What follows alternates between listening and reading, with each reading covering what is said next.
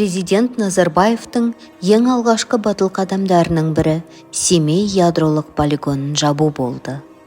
Полигонда сынақтар 1949-1989 жылдар аралығында жүргізілді. 1963 жылға дейін ядролық жарылыстар ауада да және жер үстінде де болды. Бүкіл кезеңде 468 ядролық жарылыс сынақтары өтті. Олардың жалпы қуаты Хиросимаға тасталған атом бомбасының қуатынан 2500 есе асып түсті. КСРО-ның ядролық қалқаны Шығыс Қазақстан халқына ерекше қасірет әкелді. 1989 жылғы төтенше жағдайдан соң жазушы Олжас Сүлейменов бастаған ядролық сынақтарға қарсы Невада-Семей қозғалысы құрылды. Аталмыш қозғалыс Кеңес одағы мен Американы ядролық сынақтардан бас тартуға шақырды.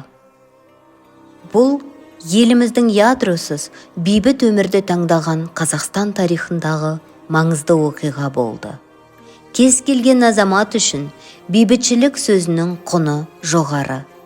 Сондықтан да біз тынышта, еркін заманда өмір сүргенді қалаймыз. Осы бейбіт заманның ғұмырының баянды болғанын тілейміз. Әр шаңырақта біздің ортақ үйіміз Қазақстан Республикасында бейбітшілік пен тыныштық мәңгілік орнасын. Семипалатинский испытательный ядерный полигон занимал огромную площадь – 18 500 квадратных километров. Из нее была выделена опытная площадка диаметром около 10 километров и поделена на сектора. На этой территории построили имитацию жилых зданий и фортификационных сооружений, а также расставили гражданскую и военную технику. Кроме того, в этих секторах находилось более чем 1500 животных и расставленная по всему периметру измерительная фото- и киноаппаратура. Полигон, находившийся в казахских степях, был особенным. Он известен не только своей огромной территорией и взрывающимися на ней самыми совершенными, смертоносными ядерными зарядами, но и тем, что на его землях постоянно находилось местное население.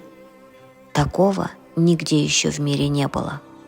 Из-за того, что несколько первых ядерных зарядов были несовершенными, из 64 используемых килограммов урана цепная реакция затрагивала только около 700 грамм, а остальное количество превращалось в так называемую радиоактивную пыль, которая оседала на землю после взрыва.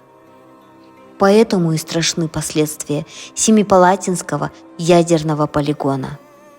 Проводимые на нем испытания в полной мере отражались на местных жителях.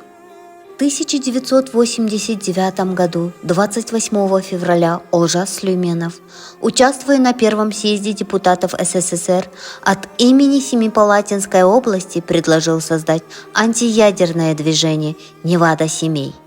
Движение, которое нашло поддержку со стороны народа Республики Казахстан, оказало сопротивление ядерным взрывам и добилось прекращения ядерных испытаний на Семипалатинском полигоне.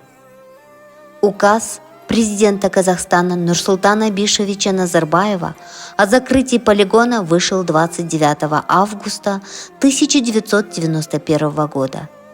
Таким образом, казахский народ, проявив настойчивость и упорство, достиг своих целей.